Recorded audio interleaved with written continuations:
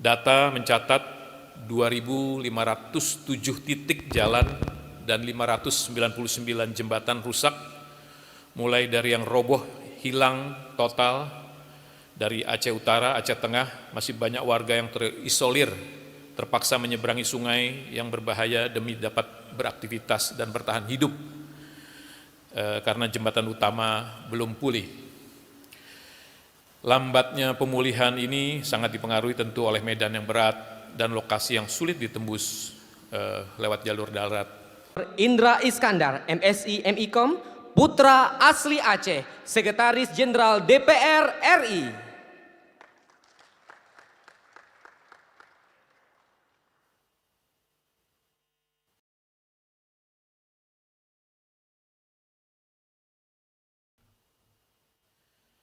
Terima kasih. Saya kira di sini kita semua putra asli Aceh semua ya, nggak usah disebutin Indra Iskandar putra Aceh. Di sini semua putra Aceh pasti. Terima kasih. Bismillahirrahmanirrahim. Assalamualaikum warahmatullahi wabarakatuh. Yang saya hormati Bapak Dr. Insinyur Mustafa Abu Bakar, yang saya hormati Bapak Dr. Sofyan Jalil, yang sama-sama kita hormati, juga sesepuh Aceh di Jakarta, Bapak Abdul Latif, yang saya hormati Kepala Satuan Tugas Percepatan Rehabilitasi Aceh dan Rekonstruksi Wilayah Aceh, juga Dirjen Administrasi Kewilayahan Demdagri, Bapak Dr. Safrizal, tentu yang saya hormati Bapak Dr. Taufikul Hadi selaku Ketua Penyelenggara acara hari ini. Saya juga menyapa beberapa, walaupun tidak seluruhnya bisa saya sapa karena di sini semua orang terhormat dan orang penting, tapi beberapa mungkin saya ulangi kembali apa yang sudah disampaikan tadi oleh Pak Taufikul Hadi. Ada Menpan tahun 2011-2014 Bapak Dr. Azwar Abu Bakar yang selalu peduli terhadap masalah Aceh setiap saat ya. Beliau di Jakarta di Aceh. Tadi ditanya sama Pak Mustafa Abu Bakar, jadi kalau sholatnya nggak tahu di mana jamaknya, di Aceh atau di Jakarta, nggak jelas, di mana-mana pun bisa dijamak karena beliau selalu ada di dua tempat. Bapak Dr. Ahmad Farhan Hamid, Wakil Ketua MPR 2009-2014, terima kasih Bapak.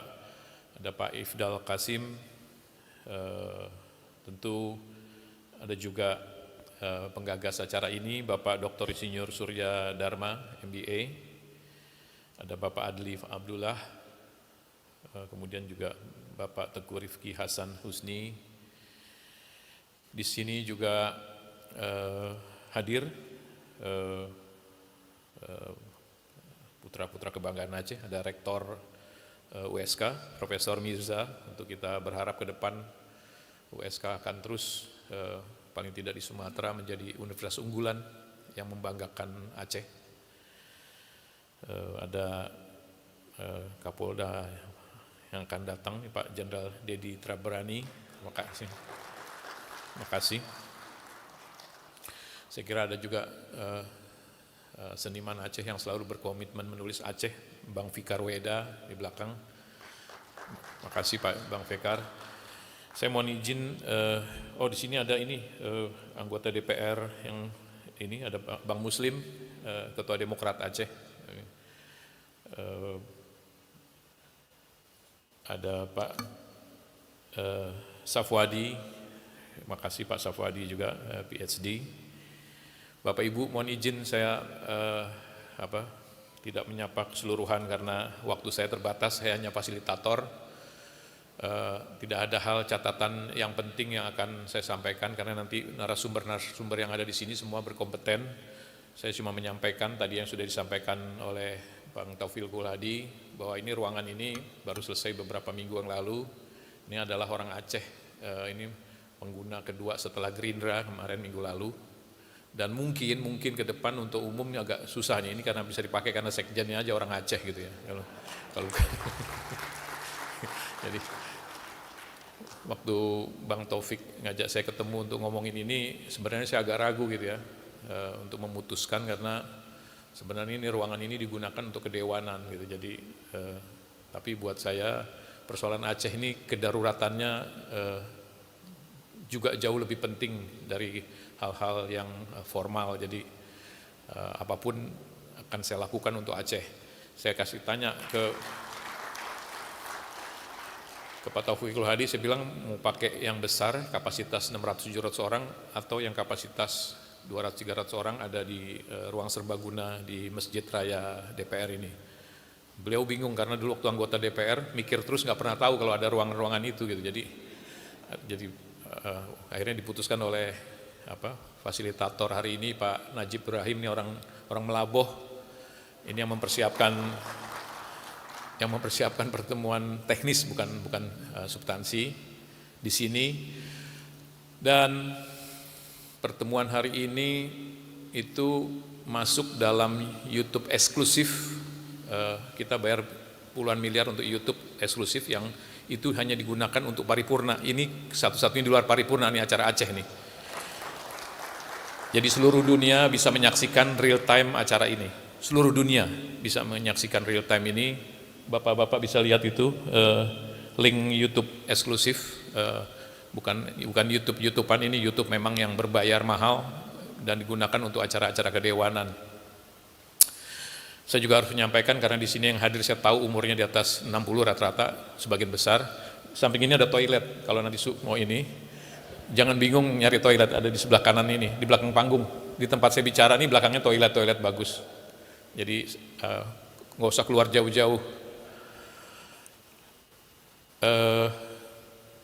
Menu pagi sampai siang itu juga yang bantu orang Aceh, namanya Saudara Ivan. Mana berdiri Saudara Ivan? Itu di belakang itu.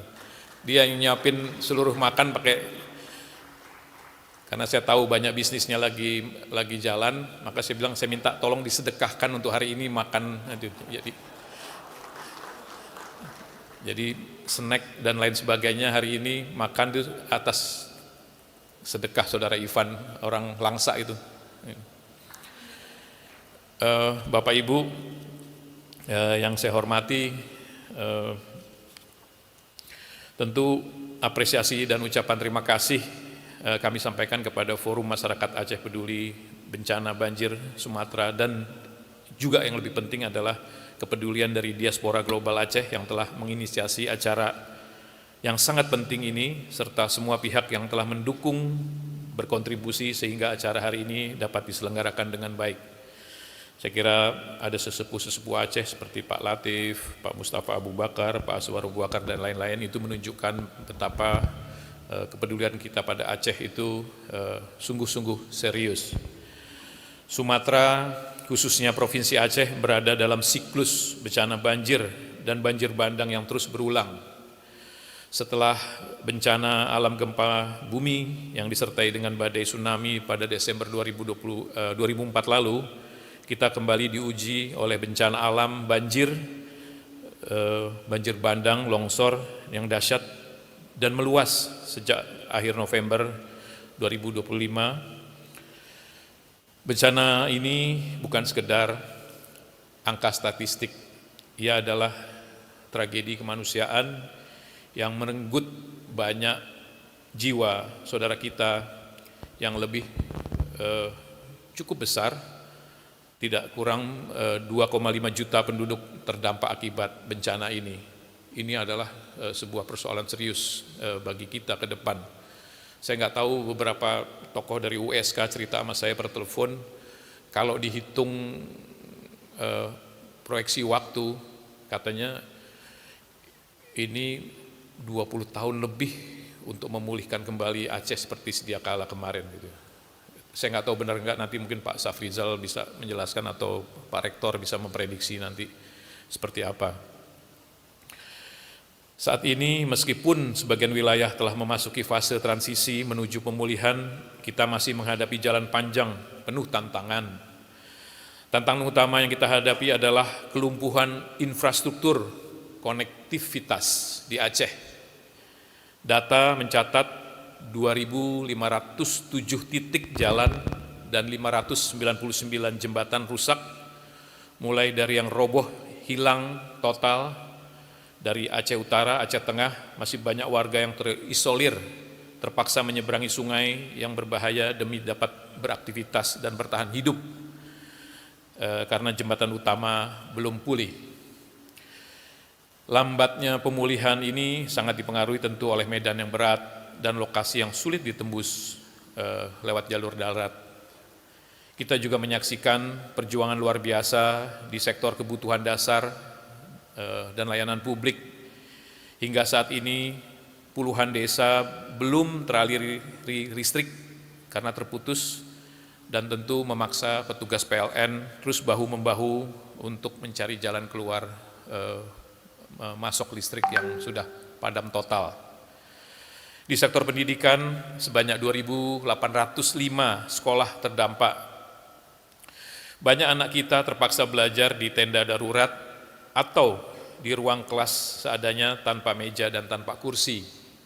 Selain itu kita masih membutuhkan sekitar 15.000 unit hunian sementara, namun hingga kini baru tersedia 4.400 unit yang berhasil terbangun. Dari sisi ekonomi, tantangan yang kita hadapi sangatlah masif.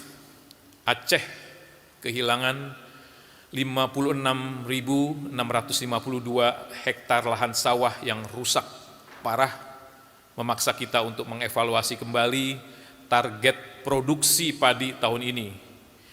Para petani perkebun kita saat ini terhimpit. Banyak hasil bumi mereka melimpah namun tidak dapat dijual karena akses distribusi darat yang terputus. Biaya transportasi udara yang sangat mahal bukan menjadi solusi bagi masyarakat kecil yang sedang berjuang menyambung hidupnya tentu.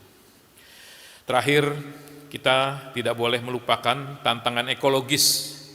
Bencana dahsyat ini mengingat akan bencana ekologis akibat degradasi hutan di wilayah hulu dan alih fungsi lahan yang mengganggu siklus hidrologi alami.